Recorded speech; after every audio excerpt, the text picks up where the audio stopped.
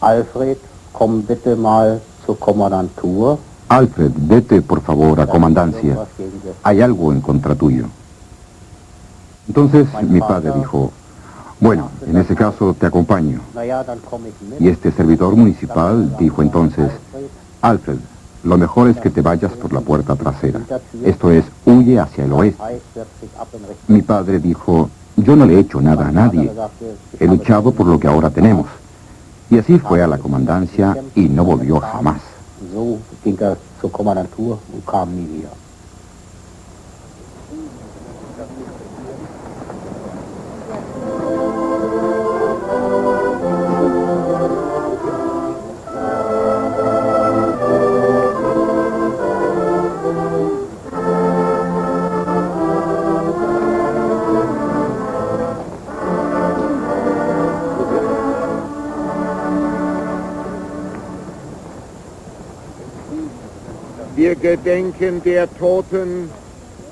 Recordamos a los muertos cuyas tumbas no conocemos y recordamos a los sobrevivientes.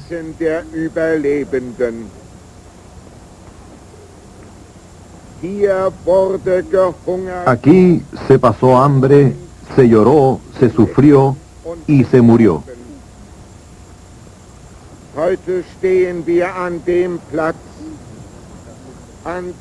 Nos hallamos hoy en el lugar en el que jóvenes, mujeres y hombres de todo Mecklemburgo fueron encerrados como animales entre 1945 y 1948.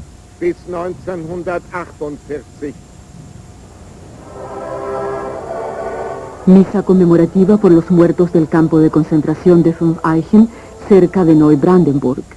4.000 familiares y antiguos internados en una marcha silenciosa por aquellos cuya muerte no se reconoció oficialmente hasta 1990 y sobre la cual reinó un silencio forzoso a lo largo de 40 años. Robert Zeiler, entonces socialdemócrata, estuvo en el campo de concentración nazi hasta 1945. Ja, ich kam aus dem Konzentrationslager Buchenwald. Sí, yo salía del campo de concentración de Buchenwald e iba de camino a Berlín, cuando fui atrapado por la policía secreta soviética, el NKWD. Después fuimos interrogados y a mí, por ejemplo, se me inculpó de ser un agente norteamericano. Fuimos a parar a diferentes campos. Primero al Cecilienhof, luego al campo de Kletchendorf y de allí a Preslitovsk, donde sufrí un ataque de nervios. Regresé a Berlín como incapacitado para trabajar y desde Berlín de vuelta a Buchenwald al campo. Hans Völkner, entonces comunista, regresaba de la emigración en Francia. Al pasar la frontera fui detenido por agentes de órganos administrativos de Alemania Oriental, los cuales me entregaron a las autoridades soviéticas.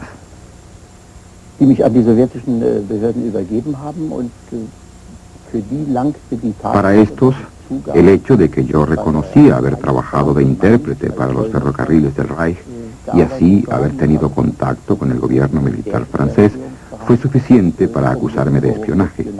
Y no solo para acusarme, sino también para condenarme a 25 años de reclusión en un campo de trabajos forzados. 1945. Los comandantes en jefe de las 4 fuerzas de ocupación retomaron la violencia suprema en las zonas por ellos ocupadas. Regían las órdenes y las leyes de los aliados. Meta común, la desnazificación de Alemania. La puesta en práctica en la zona de ocupación soviética la tomó el NKWD, la policía secreta soviética. Se basaban en los acuerdos de los aliados. Permitían el castigo de criminales de guerra, así como la reclusión de funcionarios del NSDAP, Partido de los Trabajadores Nacional Socialista Alemán, y de personas que podían resultar un peligro para los ocupantes y para sus fines. Hubo una ola de detenciones de culpables e inocentes. El antiguo campo de concentración nazi de Sachsenhausen se utilizó a partir de ese momento como campo de rehabilitación, lo mismo que el campo de concentración de Buchenwald y otros antiguos campos de prisioneros de guerra y cárceles como Bautzen. En total surgieron 11 campos de rehabilitación en la zona de ocupación soviética, dedicados a la desnazificación.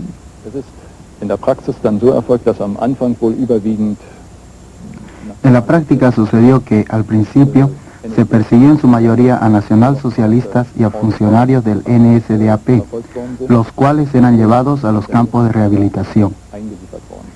A esta primera fase, que quizás afectó a culpables en mayor o menor medida, le siguió una segunda y una tercera, en la que, sobre todo, se internó a jóvenes que luego fueron condenados, acabando después en el campo de prisioneros.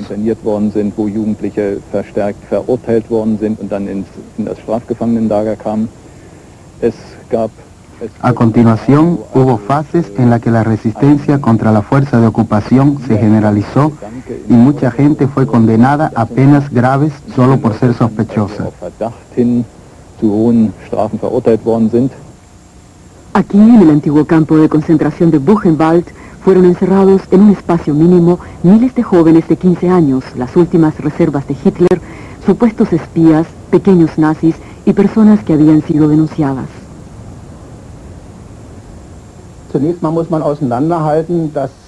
En principio hay que diferenciar que en los campos de trabajo nazis era corriente exterminar a las personas por medio del trabajo, mientras que en las prisiones soviéticas no había trabajo, excepto las tareas normales de mantenimiento del campo. Y debo decir que cuando no se tiene nada que hacer durante todo el día y no hay ningún deber, esto también desmoraliza, deprime y muchas personas perecieron por ese motivo.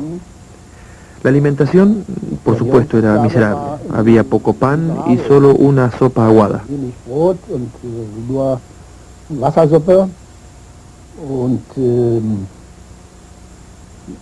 Está claro que el que no estaba acostumbrado a todo ello, como nosotros cuatro, que ya habíamos estado en el campo, y entonces yo pesaba tantas libras como hoy kilos, tenía que adaptarse del todo a la nueva alimentación. Y todo esto lo conseguían solamente los menos. Esto solo lo conseguían los menos, y significa muchas personas morían de hambre, de edemas y por falta de resistencia contra las enfermedades, como tuberculosis, infecciones del pulmón, disentería. En los campos de rehabilitación soviéticos, la muerte era algo que pertenecía a la vida cotidiana. La cifra de internados no disminuía, siempre llegaban nuevos. Para mí algo es seguro. Solo en casos excepcionales se trataba de gente realmente culpable de haber cometido algún crimen.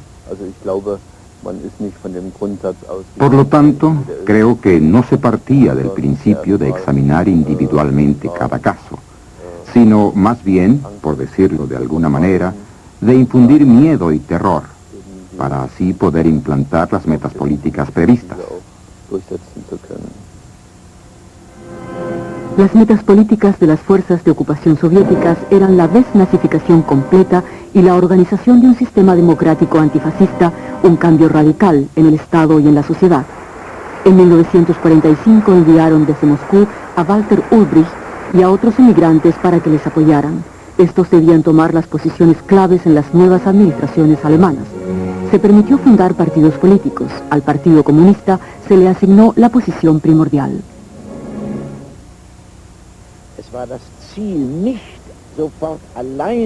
La meta era no tener que gobernar inmediatamente como partido único, sino aliar otras fuerzas, socialdemócratas, demócratas cristianos y demócratas liberales, y en grupo formar un bloque democrático antifascista que en cierta manera tomara la responsabilidad en conjunto.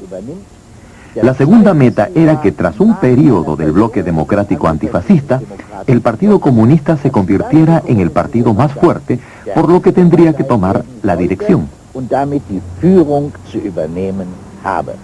Dos hombres determinaron el camino del Partido Comunista de Alemania, Walter Ulbricht en estrecha colaboración con la administración militar soviética y Wilhelm Pieck como representante en el exterior, pero las cuentas no salieron bien. Ya en octubre de 1945 se hizo evidente para el espanto del Partido Comunista que el Partido Socialdemócrata crecía más rápido y se hacía más fuerte, de modo que los comunistas contaban con unos 600.000 afiliados, mientras los socialdemócratas tenían ya 750.000. Y entonces, a finales de octubre, se dio la orden de formar un partido unificado lo más rápidamente posible, el cual se creó finalmente el 22 de abril de 1946 bajo una presión increíble con el nombre de Partido Socialista Unificado de Alemania, el SED. Formación del partido impuesto a pesar de la resistencia de muchos socialdemócratas, pero todavía se respetaba a los socialdemócratas, al SPD. El presidente del SPD, Otto Grotewohl, y el presidente del KPD, Wilhelm Pieck, tenían los mismos derechos. El SPD abriría un camino alemán especial hacia el socialismo que no tenía por qué seguir el modelo soviético. Pero las divergencias políticas se acentuaban. Muchos socialdemócratas abandonaron el partido unificado. Tampoco los comunistas estaban de acuerdo con la línea del SED, y menos cuando en 1948 abandona su propio camino hacia el socialismo y se convierte en un partido de modelo soviético. Alfred, comunista, padre de Manfred Gull, fue arrestado en 1946. Porque mi padre siempre dijo, este comunismo no lo queríamos, es el comunismo ruso y no lo queríamos. Nosotros queríamos el comunismo al estilo de Thälmann, y entonces creemos que no quiso entrar en el nuevo partido, pues no estaba de acuerdo con el SED. Y es que a un comunista y a un socialdemócrata no se les puede unir.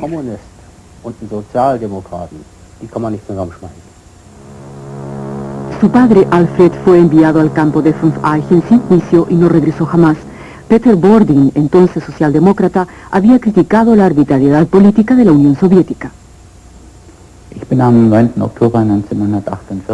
9 de octubre de 1948 fui arrestado en la calle.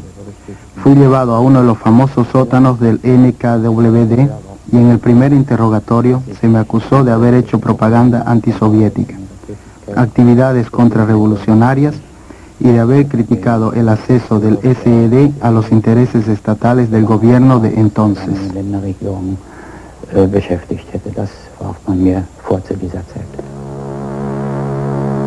La condena, 10 años de campo penitenciario en Sachsenhausen. Hermann Kreutzer, miembro fundador del SPD de Saalfeld, contrario a la unificación forzada. Sí, fui arrestado junto con otros muchos socialdemócratas, pues en aquel entonces el SED había clasificado a los antiguos socialdemócratas en 3 categorías. Los simpatizantes, luego aquellos a los que había que imponer un castigo disciplinario, y los del tercer grupo que debían ser tratados administrativamente. Desgraciadamente a este grupo pertenecía yo a causa de nuestros vínculos con el Partido Socialdemócrata de Berlín y por nuestra abierta oposición a la bolchevización de la zona, lo cual fue suficiente para que fuéramos apresados por la policía secreta soviética. La condena, 25 años de campo de trabajo en Bautzen. Su prometida en aquel entonces, Dorothee Kreutzer, también socialdemócrata.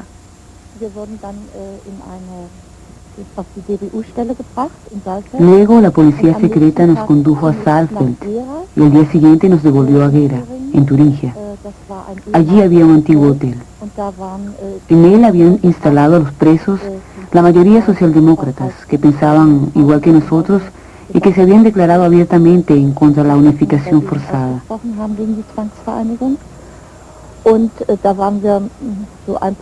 Allí estuvimos unas semanas y luego fuimos a Weimar, a una prisión donde fuimos condenados a 25 años cada uno, el 31 de agosto de 1949, tras casi 5 meses de detención preventiva.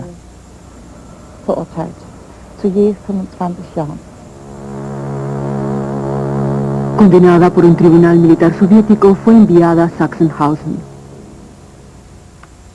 Sachsenhausen, hoy lugar conmemorativo de las víctimas del nacionalsocialismo. En esta parte del campo, el NKWD instaló a los internados arbitrariamente. Los condenados iban a esta otra parte separada, 10 o 25 años según la fórmula estándar de los tribunales militares soviéticos. Condenados por el artículo político 58 del derecho penal soviético, contrarrevolución y propaganda antisoviética. Con procesos sin derecho a la defensa, sin posibilidad de apelación. Con o sin condena, la gente desaparecía en los campos o en las prisiones sin dejar huella. No teníamos ni la más mínima posibilidad de enviar alguna noticia. No había posibilidad de escribir o de dar alguna señal de vida. Hasta nuestro regreso, más tarde. Nosotros mismos siempre supimos que todavía vivíamos, nos fuese en aquel momento como nos fuese. Pero eso no lo sabían nuestros allegados, los cuales, como he sabido después, estaban terriblemente preocupados. Bueno, mi madre había escrito a Stalin, al ministro de Justicia de Moscú, a la Cruz Roja de Moscú, a la Cruz Roja de Frankfurt y a las de Suiza. Es decir, preguntó por nosotros en todos los sitios posibles, pero en la mayoría de los casos no obtuvo respuesta alguna. Sin embargo, hacia el exterior se escapaban algunas noticias sobre la situación en la zona de ocupación soviética. En Berlín Oeste, el presidente del SPD, Franz Neumann, lo denunció públicamente el 1 de mayo de 1948. En esta hora recordamos a los desaparecidos que aún hoy se ven obligados a perecer en algún sótano o en algún campo de concentración y de los cuales los familiares no han tenido noticia alguna hasta ahora, desde hace más de 3 años. Poco tiempo después, la desnazificación concluía oficialmente. Se disolvieron la mayoría de los campos de rehabilitación en la zona soviética. Se nos movilizó para darnos la libertad. Fuimos a un barracón especial. Después llegó una comida fabulosa y entonces nos preguntamos. En cualquier caso, habían sido 3 años y medio, desde 1945 hasta 1948. Nos preguntábamos qué estaba pasando. ¿Quieren cebarnos porque necesitan nuevas fuerzas de trabajo en la Unión Soviética o qué? Y fíjate, de repente nos dieron ropas nuevas y recibimos un certificado de puesta en libertad. Tuvimos que subirnos a un camión y fuimos conducidos a Weimar. Allí se bajó la trampilla, estábamos afuera. Sin embargo, en Bautzen, Buchenwald y Sachsenhausen, los campos y las cárceles se llenaban de nuevo. Si en 1945 los detenidos eran en su mayoría nazis culpables, supuestos y reales, después aumentó la cifra de socialdemócratas víctimas de las olas de depuración. Y al mismo tiempo eran detenidos más y más seguidores de los denominados partidos del bloque, la Unión Cristiano-Demócrata y los demócratas liberales, y concretamente aquellos que abogaban por la independencia y el desarrollo de su propio partido.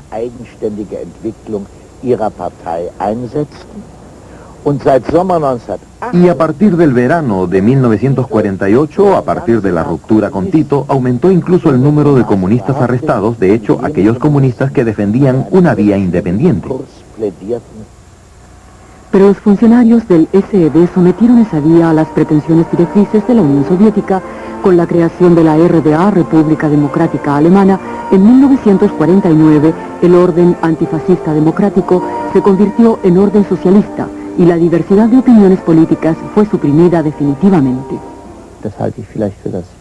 Creo que fue lo peor, el fallo más grave que se cometió desde el principio, que se impusiera el lema «El fin justifica los medios».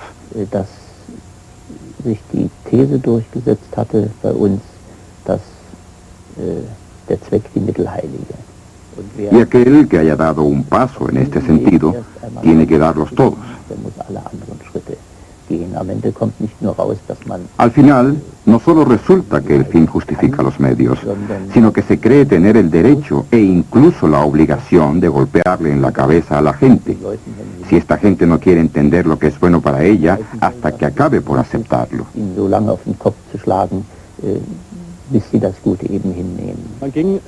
Se seguía el método de eliminar cabezas o a aquellos que habían sido especialmente activos para así provocar miedo. Por eso muchos huyeron o al menos no se atrevieron a enfrentarse al sistema. En 1950 parecía que la hegemonía del SED estaba lo suficientemente asegurada. La Unión Soviética consideró que había llegado el momento de disolver sus campos de rehabilitación. Según una resolución del gobierno de la Unión Soviética, se han disuelto todos los campos de rehabilitación que se hallaban bajo control de las autoridades soviéticas en Alemania. Al igual que aquí, en Sachsenhausen, también en los otros 2 campos serán puestos en libertad un total de más de 15.000 personas en el transcurso de un mes. Entrega de dinero de viaje a personas que habían sido detenidas en virtud del Tratado de Potsdam sobre la democratización de Alemania. Estas vivían mucho mejor y más dignamente que los desplazados en los campamentos de la zona occidental, tal y como informó un alto dignatario de la Iglesia. Las personas puestas en libertad tendrán que demostrar que son capaces de apreciar esta muestra de confianza. Las autoridades les ayudarán en su reinserción social. Pero si un enemigo de nuestra república, extranjero o del país, atenta contra el orden democrático, la respuesta será dura y categórica.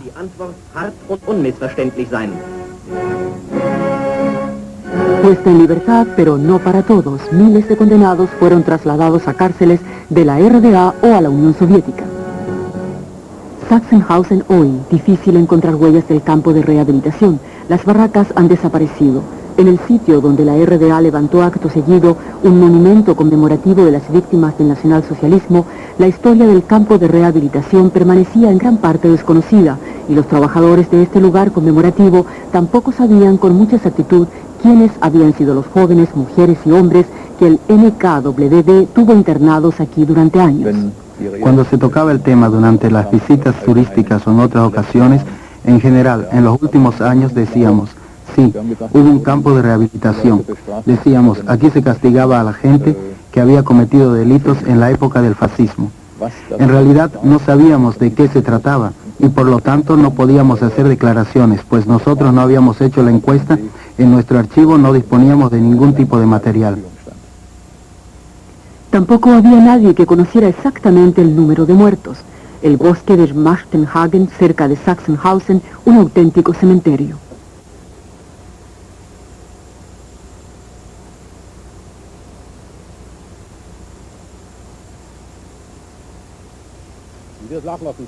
Estábamos tumbados en una sala con cerca de 400 personas y todas las semanas teníamos 2, 3, 4 muertos. También en muchas otras salas pasaba lo mismo. En Bautzen, con capacidad de 6.500 personas, yacen unos 13.000 muertos. Al igual que en Bautzen, en los restantes campos de rehabilitación murieron también miles de personas. Por todas partes en los alrededores de los campos, los muertos eran enterrados en fosas comunes. Los internados de aquella época y los familiares sabían de su existencia, pero solo los cambios producidos en la RDA permitieron su búsqueda. Cuando se abrieron las primeras fosas comunes en la primavera de 1990, la verdad sobre la arbitrariedad política de los años de posguerra causó un choque tremendo.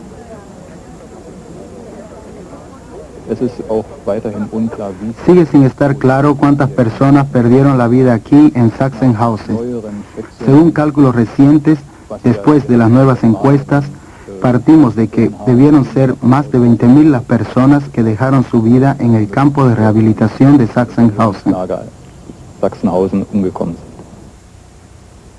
Según datos soviéticos, en total fueron como mínimo 43.000 personas para las que un bosque cercano al campo sirvió de cementerio. Según otras fuentes, fueron hasta 70.000. El que moría en un campo de rehabilitación constaba como desaparecido para sus familiares hasta hoy.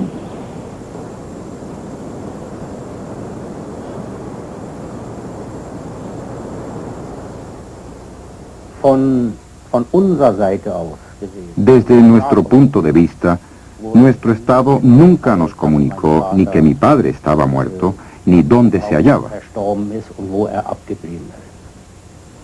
Su padre se halla probablemente aquí, en Pfenfeichen, cerca de Neubrandenburg, pero al hijo nunca se le permitió hacer preguntas.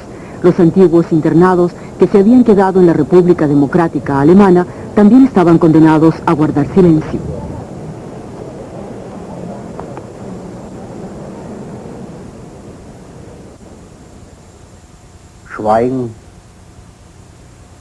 Por aquel entonces, callar era algo muy difícil.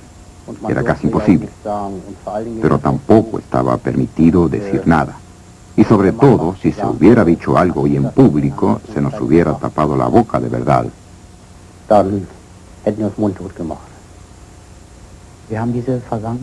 Hemos escondido, arrinconado ese pasado. Había dejado de existir para nosotros, pues era el único modo de seguir viviendo.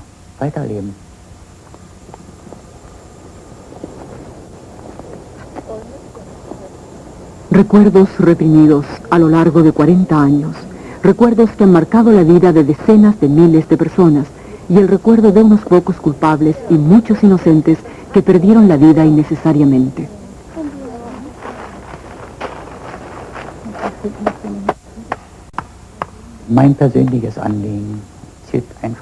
Mi deseo personal es sencillamente que la historia sea reescrita conforme a la verdad.